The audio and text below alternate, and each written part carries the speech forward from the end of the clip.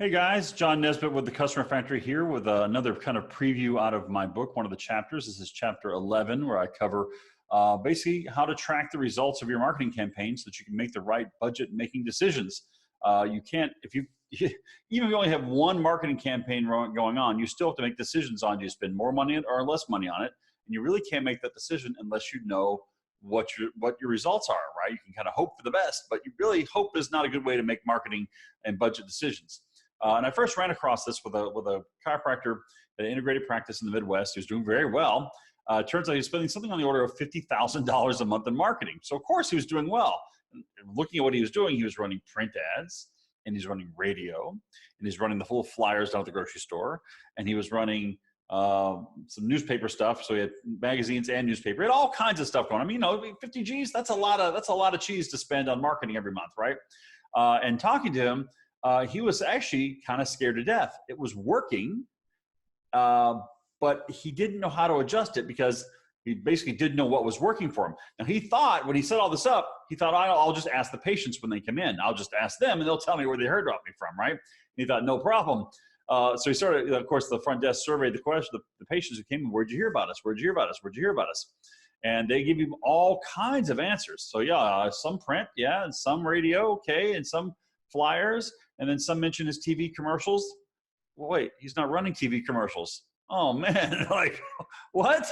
All right, so he was amazed that people really didn't keep the actual patients were not that great a source of survey information to find out where they're coming, or at least there was no overwhelming one thing. So clearly some of his marketing was failing and some wasn't, and he doesn't know which, he couldn't figure out which one it was. Now, it's okay, he's not alone. This has been a marketing problem forever and ever. There's a quote from a guy named John Wanamaker, who was a department store guy way back at like the turn of the 20th century, way back like 1920s type time.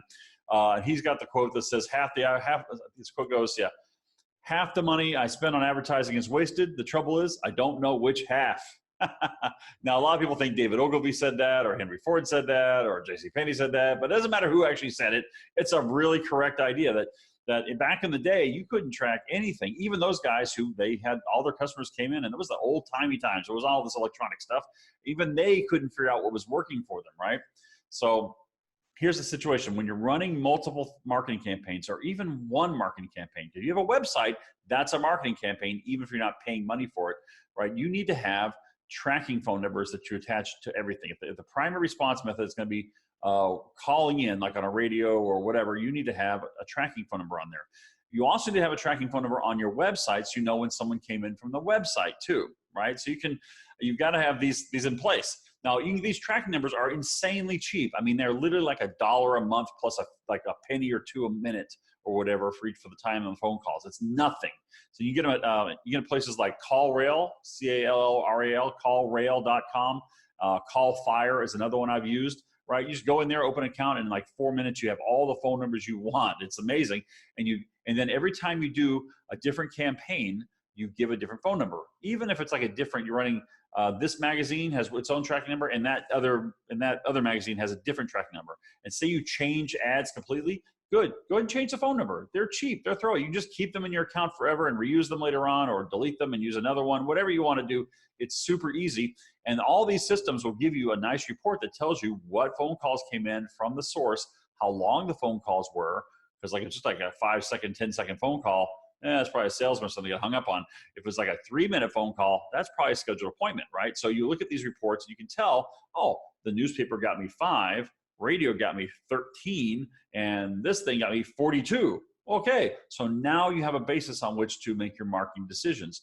You kind of assume the quality is similar across all of them. It's the same offer, just different channels. And you'll say, all right, let's do more money on the one that did 42 and less on the one that did 5, right? That's easy math. There's another bonus you get out of doing this with tracking phone numbers, and that's you can, in many states, and actually I think in a business, if you put the right notice to your patients, to your staff, and if you make the right notice on your phones, some of these systems will let you make like one of those little like notices like, hi, your call may be recorded for quality purposes. You put that little notice on there, let everybody know the call's going to be recorded, and you can hear the recordings of the calls. And what that will tell you is, one, the quality of the person coming in from that line. So if you're worried about is the quality, say this guy got 42 leads over here and this one got 5, but you think these 5 are awesome, well, go listen to the calls, see which patients they were. Okay, that was that patient, that patient, and that patient. Oh, good. And you might find out the big source that's sending a bunch of inquiries isn't that great a quality, and you can find out by listening to the calls. The other thing you can find out is how well your front desk is doing with the calls. And I know you go, oh, my front desks are awesome. They have scripts or whatever. I'm telling you, I can tell you other endless stories about front desk people who handle the calls one way when the doctor's there in the office or behind them or something, and other ways that when they get busy, it slides a little bit or it slides a lot. I've even had people recordings of people who called in. They wanted to make an appointment for them and their husband, and the person put them on hold for 3 minutes, and the person ended up hanging up. Right. So this is just a way to kind of quietly check how your front desk is doing and make sure they're actually doing the call response the way you want it done. Now, as I mentioned, what I just told you came from my book, 16 Rules for Facebook Marketing Success for Chiropractors. And basically, I cover a whole bunch of other topics in that book. I have a way for you to get a copy of that book for free right now. We've got an electronic copy. It's about 20 pages long, this book, and it's an executive summary kind of. It gives you an overview of the entire picture of what it takes to run a successful Facebook marketing company, Facebook marketing campaign for your business, right, for your company. So the idea is that you can take this and it sort of gives you the parameters. It's not every nitty-bitty detail, but it's all the big stuff you have to know, just like what I just told you just now. So hopefully you find that useful, and I will see you in the next chapter. Bye.